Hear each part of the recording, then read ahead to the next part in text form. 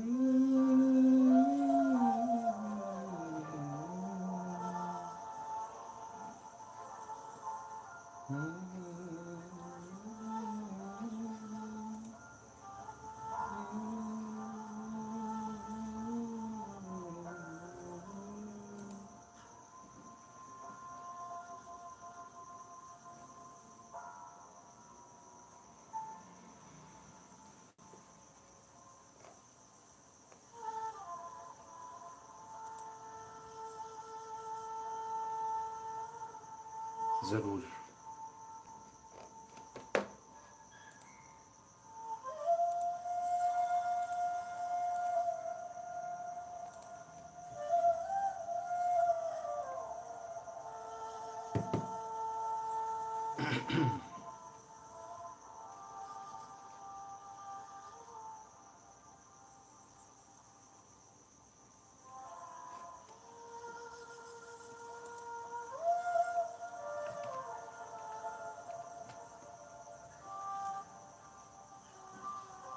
गुस्सा बड़ा शदीद आ रहा है मुझे।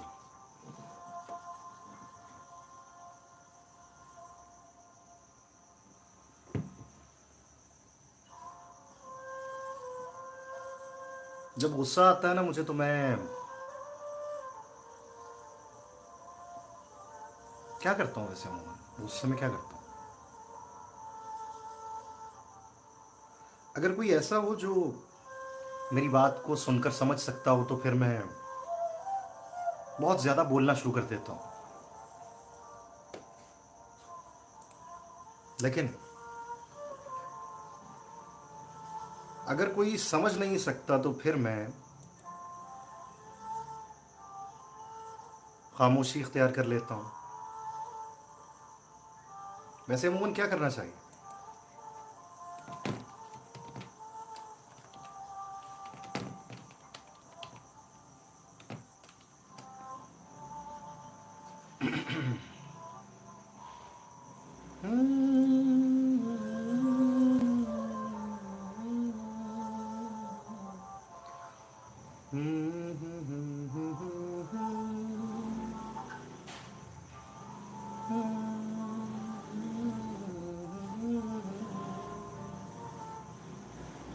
खामोश हो जाना चाहिए।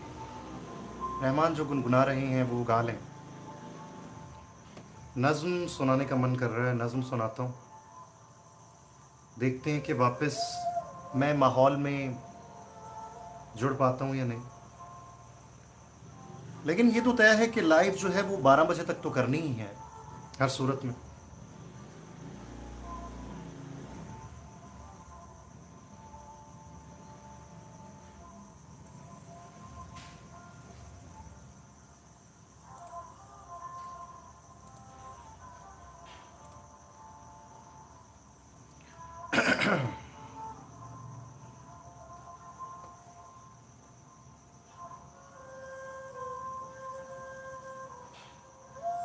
कई जजीरे हमारी आंखों की राख दानों में जल रहे हैं। किसी ने हंसकर बुला लिया तो हर एक धड़कन चमक उठेगी। किसी ने दामन छुड़ा लिया तो एक आग दिल में भड़क उठेगी। हमारी खुशियों की उम्र क्या है, हमारे दुख की बिसात क्या है। हम अपने हाथों में शमा लेकर हवा के रास्ते पे चल रहे हैं। हमारी आंखों के सब सितारे गुनाह रातों की तीरगी में, जवान सीनों गुदाज जिस्मों के पेचो खम में बिखर गए हैं। हमारी सांसों में बसने वाली तमाम खुशबुएं मर चुकी हैं। हम अपने हाथों को रोज अपने ही खुश्क बालों में फेरते हैं। हमारे चेहरों की सुर्ख रंगत में जर्दियों के मुहीब साए बड़े तसलसल से बढ़ रहे हैं।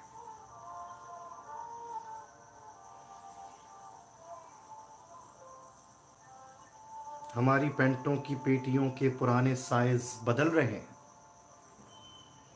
हम अपने माजी के फूलदानों से आरजुओं के बर्ग रेजे कुछ इस तवज्जो से चुन रहे हैं कि जैसे इनको मिला के रखने से कोई गुंचा चटक उठेगा। हम अपने बिछड़े हुए अजीज़ों रफ़ाकतों की गुलाब तस्वीरें एल्बमों में कुछ इस तरह से सजा रहे हैं कि जैसे उनमें से कोई पैकर अचानक एक दिन धड़क उठेगा। हमारे ख्वाबों की वादियों में अजीब चश्मे उबल रहे हैं। हमारे चारों तरफ हजारों तलाश राहें पड़ी हुई हैं।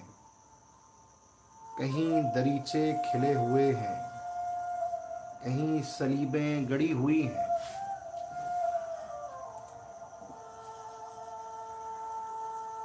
मगर हमारी नज़र के आगे दबीस पर्दे लटक रहे हैं। हम अपने रास्ते से बेखबर हैं, अकेलेपन में भटक रहे हैं। हम आने वाले हर एक लम्हे की राहगुजर में खड़े हैं, लेकिन हमारी टांगों में एक लम्हे के साथ चलने का दम नहीं है। नए जजीरों की आरजू है, किनारे दरिया मचल रहे हैं।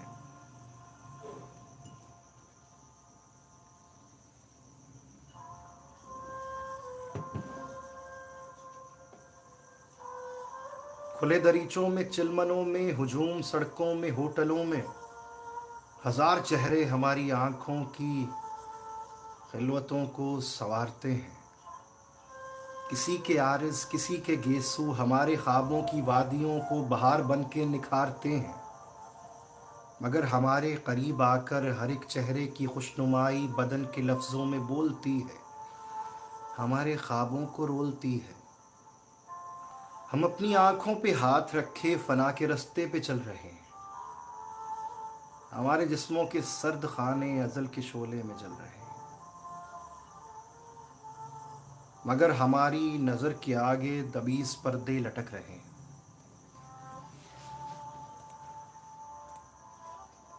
अच्छा जी, वंस अगेन वेलकम बैक।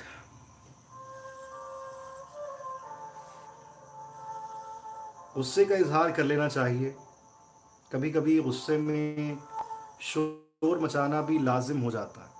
नहीं तो जो शोर हमारे अंदर होता है वो हमें बेतरतीब और बेचैन कर देता है। लेकिन मुझे लगता है कि मरीना बिलाल, ये जो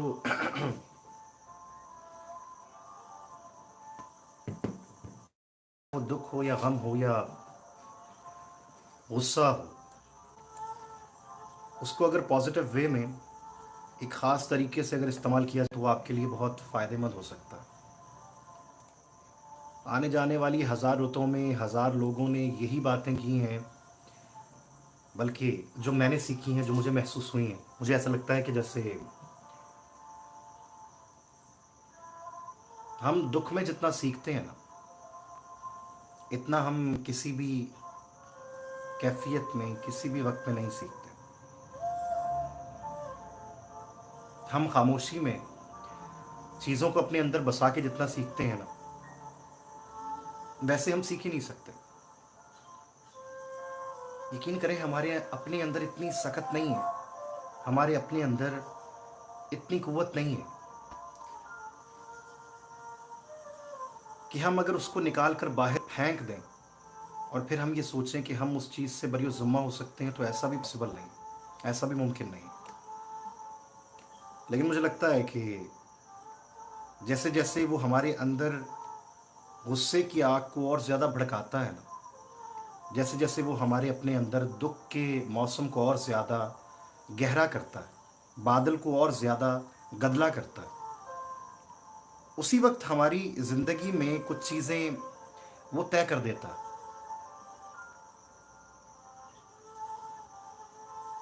जैसे उससे एक कदम और करीब आ जाना,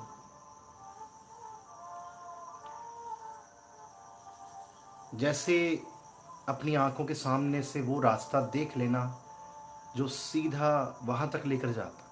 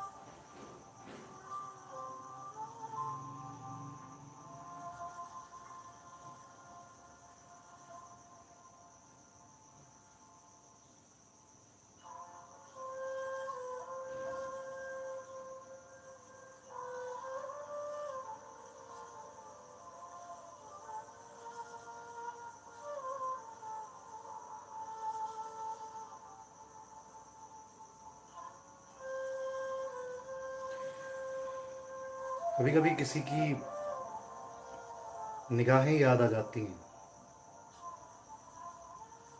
हो सकता है किसी का चेहरा हमारे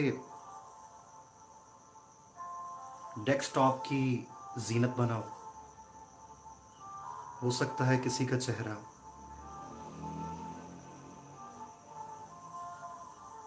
बहुत बोलता हो, बहुत कुछ कहता हो।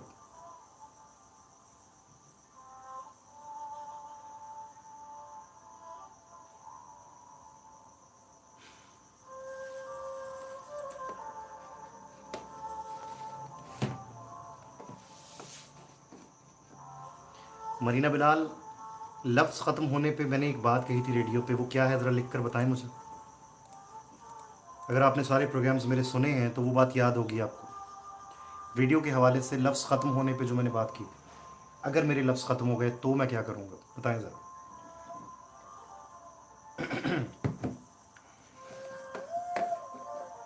लिख कर बताएं, लिख कर बताएं।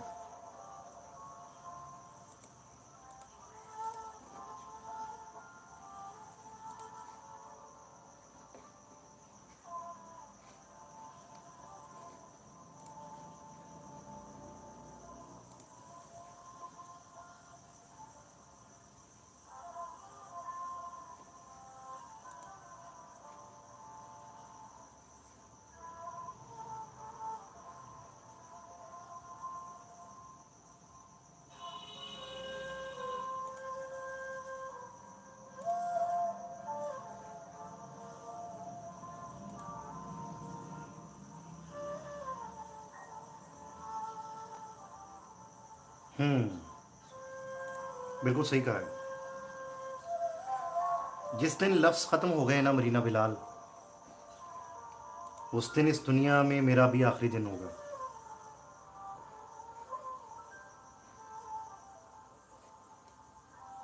लफ्ज जो होते हैं ना, वो मेरी नज़र में जानती हैं क्या होते हैं? हमारे जज्बात की अक्कासी करने वाला, हमें तन्हाई के जीने में भी आबाद रखने वाले, बर्बादी की कैफियत में भी हमें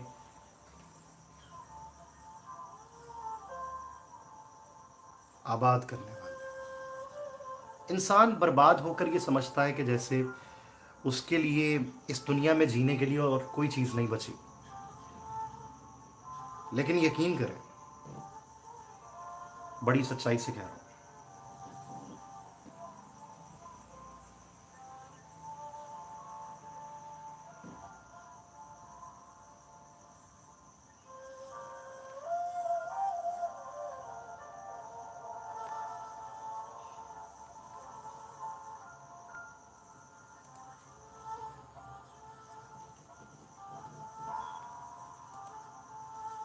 वेल डन जी, वेल डन। आपको चीज़ें याद रहती हैं।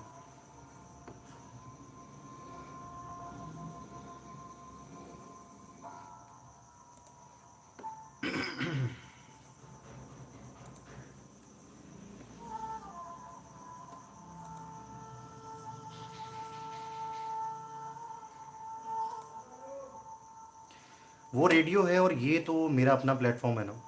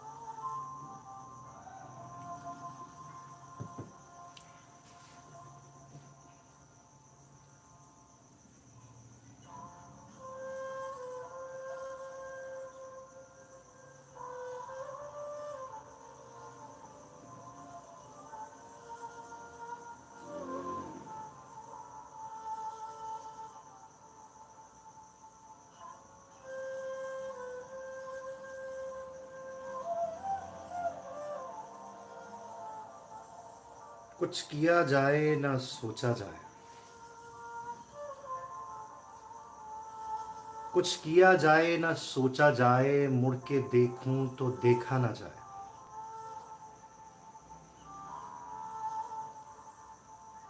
मेरी तन्हाई की वहशत से हरासा होकर मेरा साया मेरे कदमों में सिमट आया है।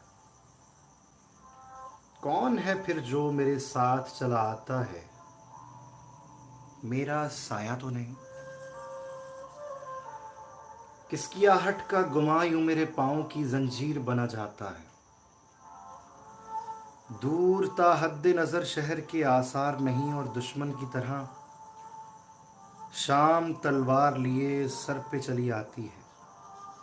बोलता हूं तो अचानक कोई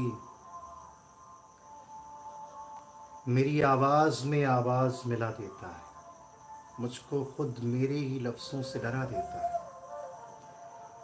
कौन है जिसने मेरे कल्ब की धड़कन धड़कन अपने एहसास की सूली पे चढ़ा रखी है। मेरी रफ्तार के पुरखौफो खतर रास्ते में किसने आवाज की दीवार बना रखी है। संगे आवाज की दीवार गिराऊं कैसे? कुछ किया जाए ना सोचा जाए, मुड़ के देखूं तो ना देखा जाए।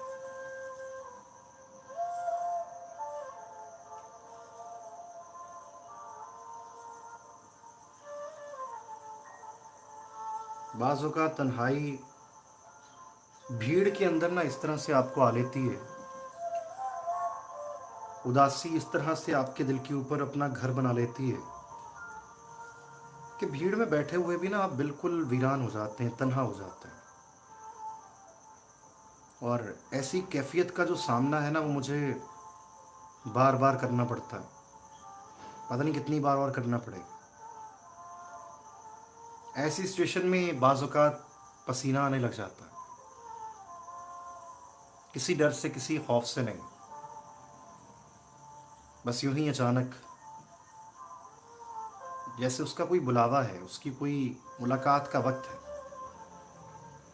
जब जब वो मुलाकात के लिए बुलाता था ना उन्हें, तो उसी वक्त उनके ऊपर ना एक लर्जा तारी हो जाता था,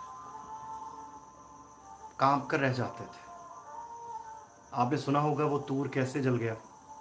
एक तजल्ली थी, उसने आने का फैसला नहीं किया था, लेकिन उसने मूसा को ये दिखाया था कि अगर मैं आऊं तो क्या हो सकता है। ये जो दुनिया है ना, ये हमें लगता है कि बहुत बड़ी है, लेकिन ये हजारों सैकड़ों छोटे छोटे गोलों में से ना एक बहुत छोटा गोला है।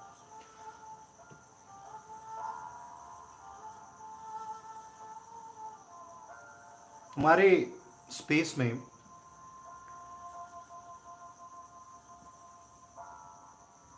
9 से 10 सैयारे हैं। उनमें से मरीख जो है वो सबसे बड़ा है, उसे तस्वुर किया जाता है कि वो सबसे बड़ा है। ज़मीन तो बहुत छोटा सा है, और उस एक छोटे से गोले के एक छोटे से इंसान ने ये कहा कि नहीं, मुझे मुझे तुमसे मुलाकात भी करनी है, मैं तुम्हें देखना चाहता हूँ, प्लीज़ मेरे सामने आओ। मेरी बात नहीं मानोगे, प्लीज़ आओ ना मेरे सामने।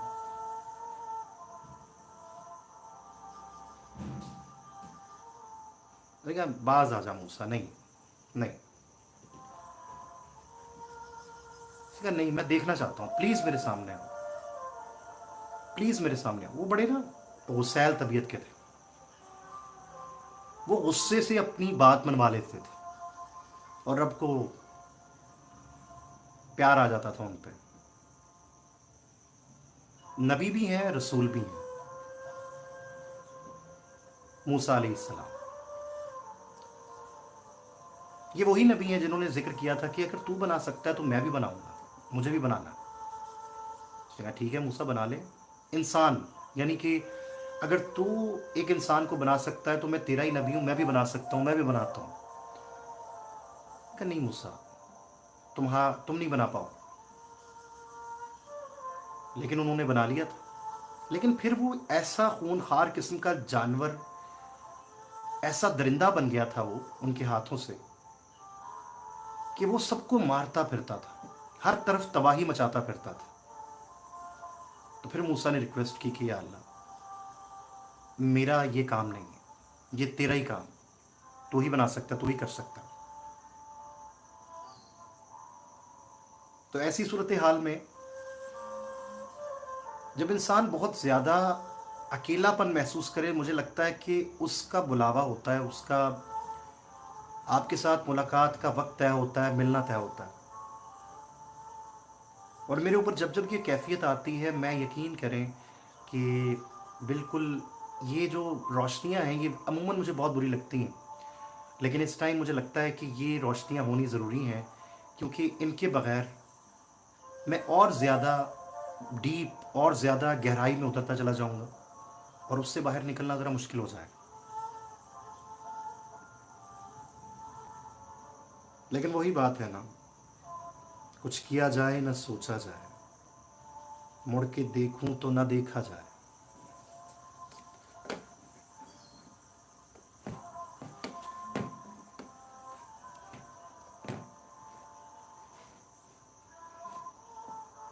ऐसी सूरत हाल में ना वो आपसे सिर्फ कलाम कर रहा होता,